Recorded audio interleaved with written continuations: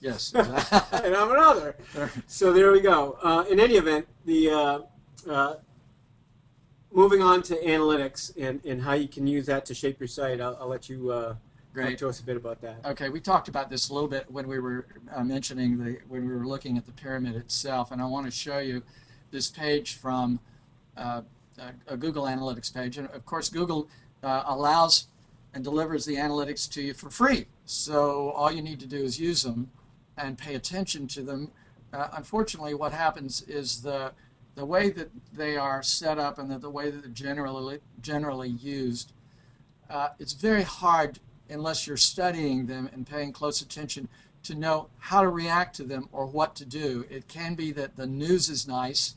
Oh, it's great to see this, but what do I make of it? So Yeah, what does that mean? What does it mean? Yeah. Right. So here I'm looking at an executive overview page, and this page is from September in 2006.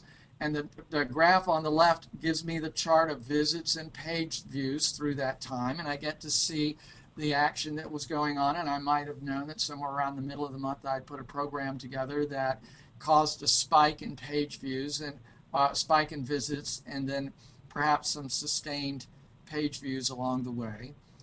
That's the first piece of information that comes to me. Second is that geographical map overlay that tells me where our visitors are coming from. And it's interesting to know, obviously, the United States, the dominant user of internet and most broadly computer literate, is the dominant form for this response.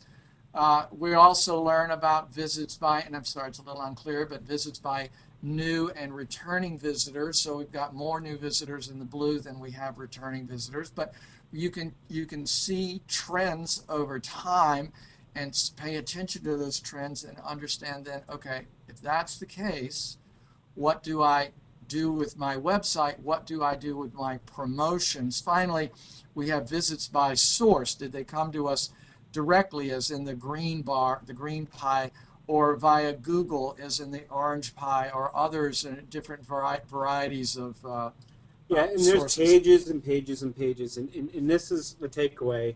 Get someone on your team. We have one on ours.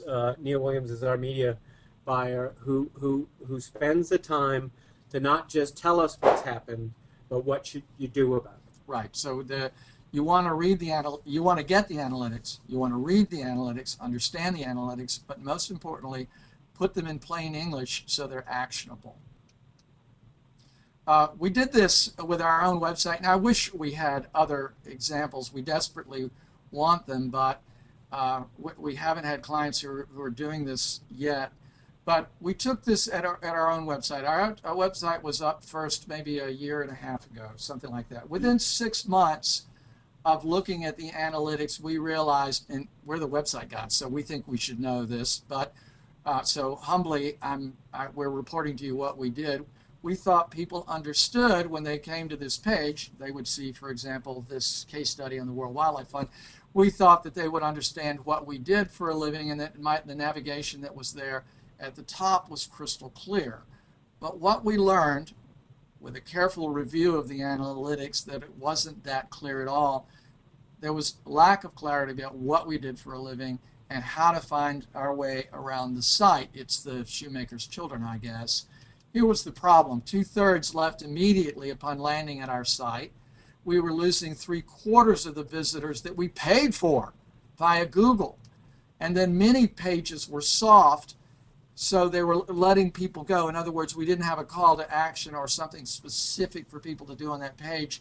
Now our conclusion was we were blowing hard-won opportunities. So we went back and clarified the message on the home page so that it was crystal clear. We included a call to action navigation site-wide that you'll see in a sec that was right up at the top of of all pages. We redirected visitors when they hit some pages. We redirected them from one part of the site to another where they could take action.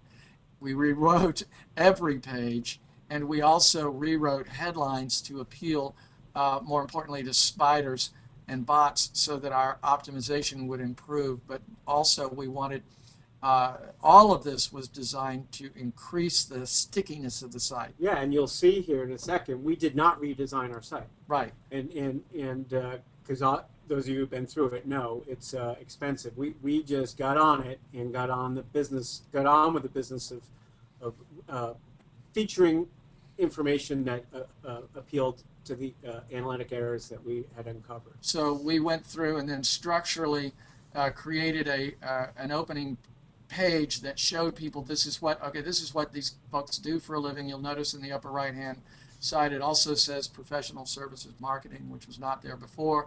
The navigation was changed to become more intuitive in response to the where people were spending our time. The global navigation up at the top, big ideas, sign up, and request information was a call to action that appeared on every page. And then down below, which you can't see now, we've recently added a site map, links to our blog, and other information about the firm that creates a longer page than the more contained page that we had. Okay, all of that seems like it was a smart thing to do, but the result is before visitors left the site after looking at a single solitary page, now we keep about 60% of all visitors. We've practically doubled the time that they spend on the site, and for every 1,000 visitors, we now receive about 200 more stick around. Yeah, I mean, I admire all those changes because of the results after, but the one that I'd urge you to put on your site immediately is request information. Yeah. And it's on every page of our site, and we have so many leads that come right in through that. It's a button that says, buy me.